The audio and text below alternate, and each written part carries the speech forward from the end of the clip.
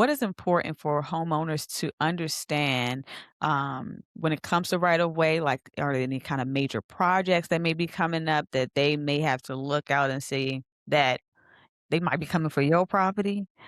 Is there Yeah. now, you don't have to snitch on your company per se, but, what kind type of things should they look out for and how their property may be subject to, um, these right of ways? Okay, what I'm about to say applies to any public project, utility, DOT, just the county or the city or whoever comes to you and they say they need to do a project that's going to affect your property.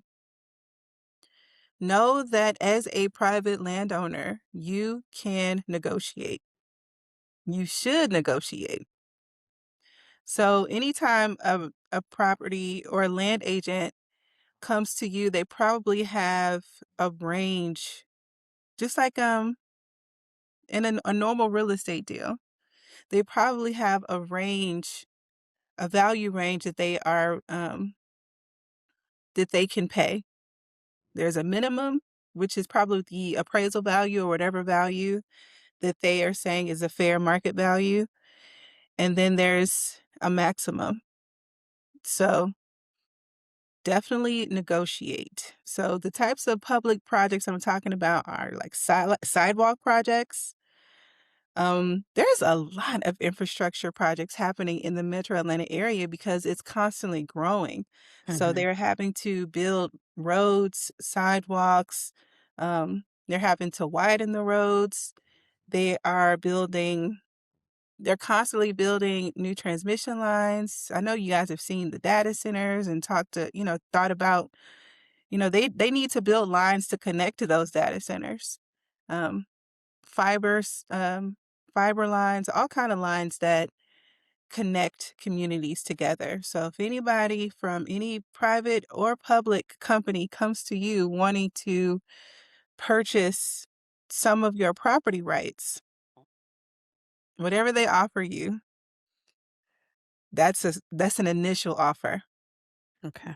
Okay. Keep that in Okay. mind and you can negotiate up from there. But there is a point where, you know, there's there is a maximum.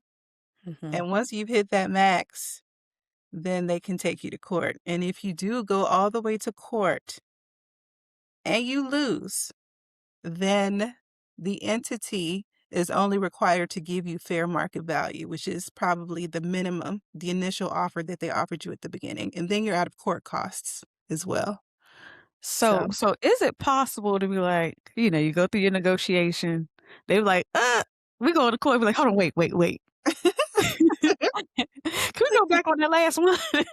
Is there any room to be like, I rescind my offer?" I mean, you can negotiate, like, in the case where it's like an eminent domain issue, you can negotiate up to the time where it's time for you to walk into the courtroom. If you Okay. come to an agreement before your case is called, then you don't have to go through with it. But once you're in that courtroom in front of the judge, then it's too late. But up until then, you can still negotiate. Alright, you hear Mhm. that, people.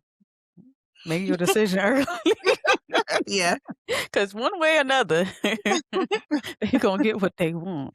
It's true. I mean, if the project is determined to be a project that is for the public good, if you are talking to what's called a condemning authority, which is the county or the city or the state or federally or, a public utility or something like that, these are condemning authorities and they generally have the power to take you to court and get that property. So just keep that in mind, keep So that what in is the timeline typically like for, this whole process? Are they coming in and they trying to drill tomorrow or Mhm. they yeah? No, they're not trying to drill tomorrow. Oh, There's a lot of, like, engineering and things that goes on before these types of projects begin, and, something like a sidewalk, I could talk to the property owner, and then the construction might not begin until a year later,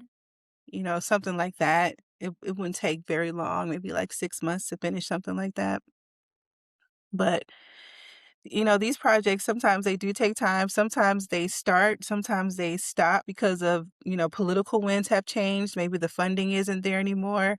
Um, it really kind of depends. But the beauty of being a land agent, which I am, is that regardless of whether or not the project finishes, I get paid anyway. Okay, my part is done early on. Mhm. So that's something else to keep in mind when you're in this industry. What part of the process are you in? Appraisals happen early on too, a lot of the time. Mhm. So that's a good thing. And sometimes if the process takes like multiple years, you might have to do multiple appraisals for that same project. So that's pretty good too. You could charge a couple of times. Mhm. So Awesome.